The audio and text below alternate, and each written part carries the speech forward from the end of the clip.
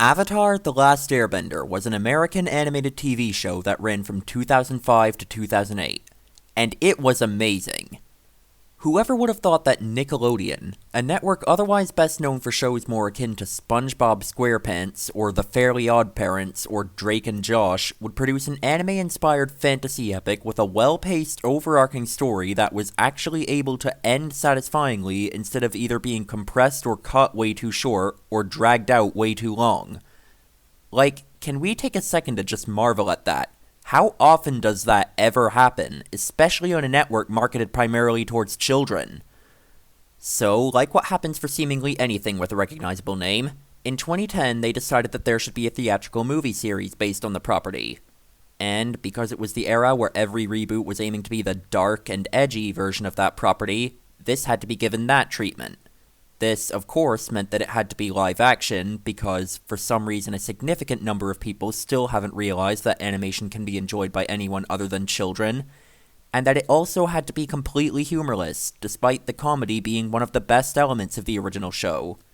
But, alright, doing those things doesn't inherently result in something awful, and apparently the original creators of the show were involved to some degree.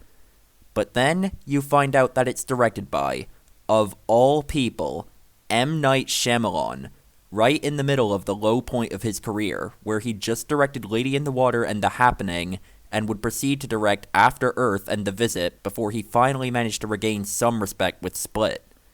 So, to put it short, it's a live-action, tonally opposing reboot of an animated show with a story that likely couldn't have been told any better than it already has been, written and directed by a guy who was in the middle of one of the most infamous slumps in the history of any profession. Oh, and it turns out that the original creators completely gave up on it partway through. There was not a single chance in the world that this was going to be good. So, the movie starts with a live-action recreation of the show's intro, followed by an explanation of the backstory of the world the movie takes place in. In the show, this was accompanied by some really nice-looking visuals. In the movie, it's a wall of text. One of the first things fans of the show will notice about this movie is that nearly every character name and lore term is pronounced differently. The Avatar. The monks named me Aang. Prince Zuko was sentenced to an Agni Ki duel. General Iro, I'm glad you could accept my invitation. Loved spending these weeks with you, Sokka.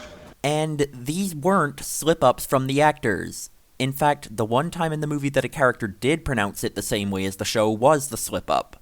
I believe that little boy might be the Avatar.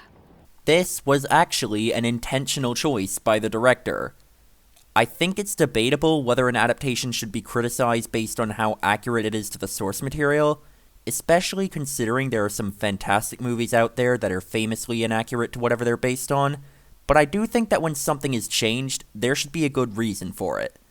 So, apparently M. Night Shyamalan's motivation behind this was to make it more authentic to how those names would be pronounced in Asia. And he says this in spite of his decision to cast mostly white actors, and getting it completely wrong even when he does cast Asians. So, after the exposition dump, we are introduced to this movie's version of the main trio.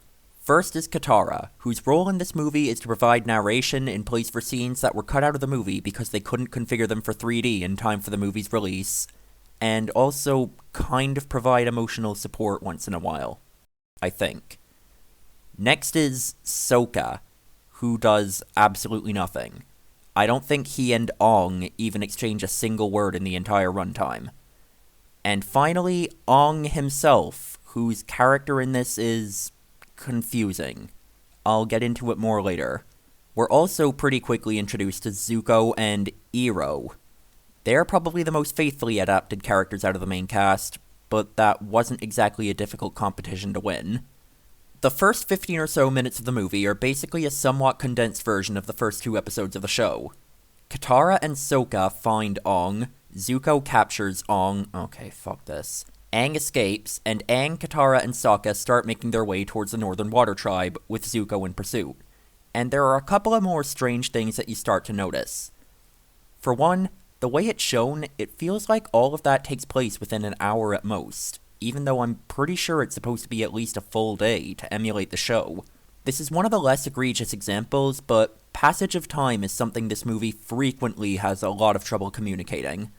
Eventually they completely give up and just have characters start outright stating how much time is supposed to have passed. I've loved spending these weeks with you, Ahsoka. They also tend to pick very weird times to reveal information. In the next scene, Aang takes them to the Southern Air Temple, and I think more time is supposed to have passed, considering they're now in a completely different climate, but it's only now they even ask Aang what his name is. Is it okay if you tell me your name? The monks named me Aang. Alright, this is something I've only just noticed now as I'm editing this. Listen to this. Aang flew us to his home. So, she says that, right? And then, like, 10 seconds later... Is it okay if you tell me your name? The monks named me Aang. What the fuck, movie? He also doesn't figure out that a century has passed since he left until after they've been wandering the temple for a while. Like, what, you guys were hanging around for like a week and it never crossed your mind to talk about either of these things. In the show, it was one of the first things anyone asked him about because until this point, everyone believed airbenders had been extinct for nearly a century. Like, okay then? And there's one more weird thing that I simply can't go any further without acknowledging.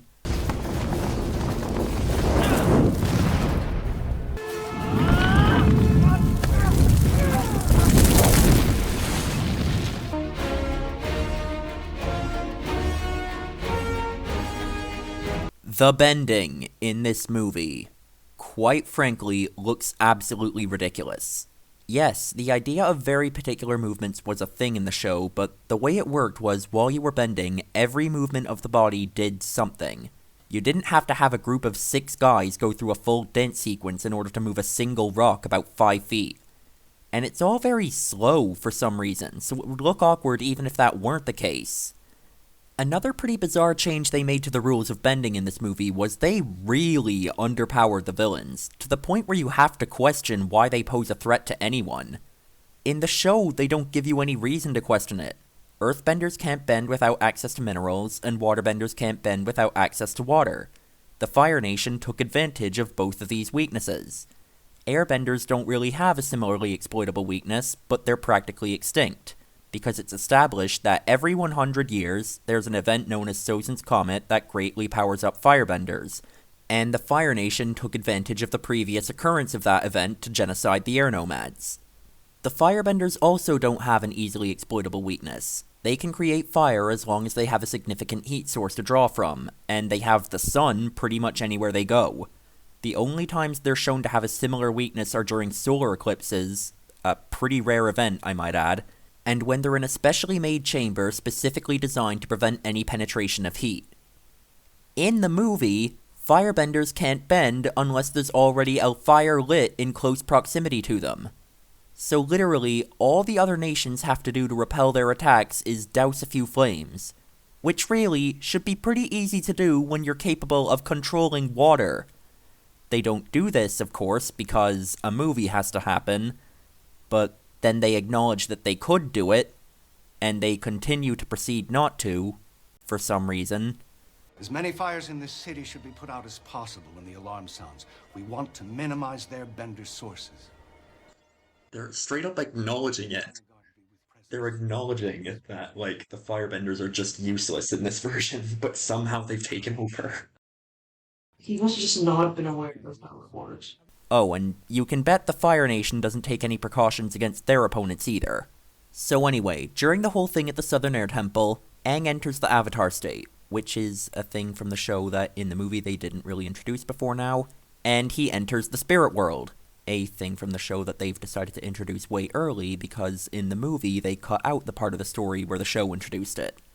And he has a brief conversation with this dragon creature where nothing particularly important is said.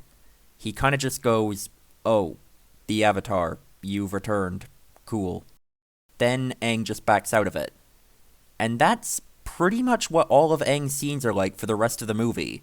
He either goes into the Avatar state and has a conversation with this dragon creature that makes absolutely no sense, or he tries to waterbend and has a flashback to the pre-war times that also makes absolutely no sense. The only exceptions are the infamous inspirational speech he gives in the Earth Kingdom prison. The ground is an extension of Who you are! and the scene where he gets captured by Commander Zhao, who is this guy, by the way.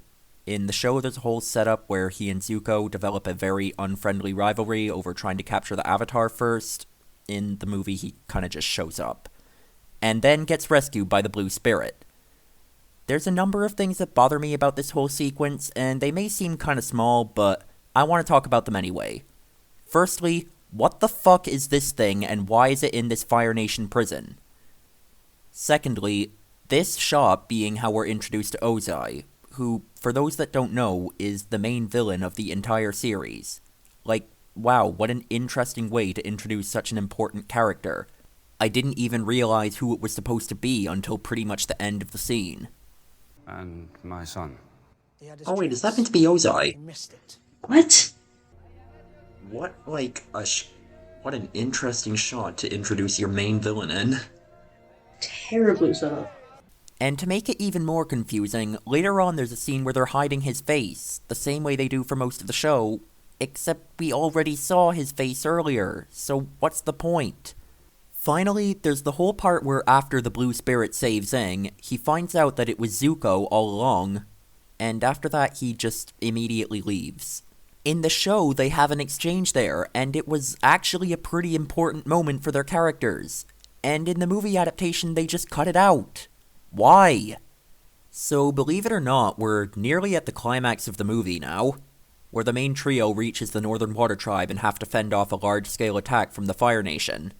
The events of the last 2 or 3 episodes of Season 1 make up nearly the entire second half of the movie. I guess for this whole section, they really tried to include everything from this part of the original story because they deemed it too important to be cut out, but it still comes across as incredibly condensed. Katara simply narrates half of what happened in these episodes, Aang tries to waterbend but continues to have his weird flashbacks, we're introduced to Princess Yue so Zhao can kill the moon spirit and she can sacrifice herself to revive it, and it's treated like it's all sad even though in this version she has about 30 seconds of screen time. The action continues to look really stupid. What was that? I didn't even realize it was Aang.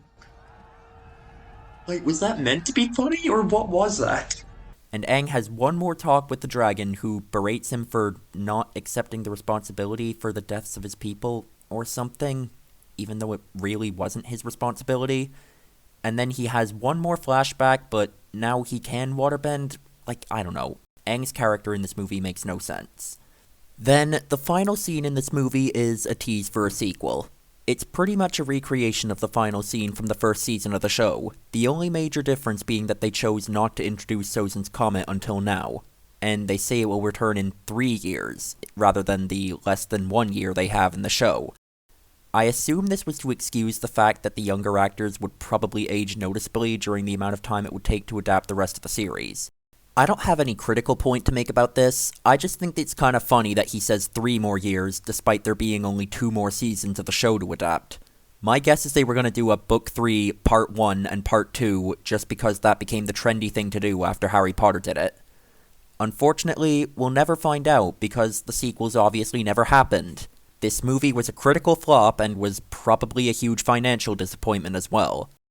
I feel kinda bad for the actress for Azula, honestly. The story gets cut off literally 1 episode before her character becomes important. I guess all I have left to say is, go watch the show. Sorry if this movie or this review of it was somehow your first impression of this franchise, but please don't use that as an excuse not to watch the show. And if you've already watched it, just go watch it again. Like, I seriously don't even have anything clever to end this video with, just go watch the show. Do it.